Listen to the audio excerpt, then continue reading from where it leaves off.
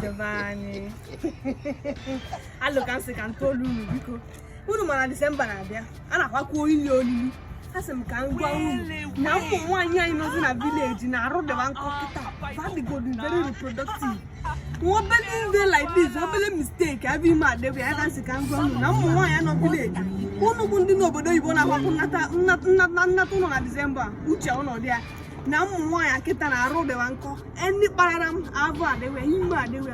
Asem ka ngwa unu. Nwa ma odlaije de na ido di yimi no unu. Pampas agara wonu nli nwa gara in short any drum igwa unu kwesịrị ịma asị m ka mkpụbalu ezigbo alo nli nwa gara kwala ọnụ ya na pampas ị na-abịakwa ụlọ this December the quite ready nya be careful na village girls anyị are very fertile for them.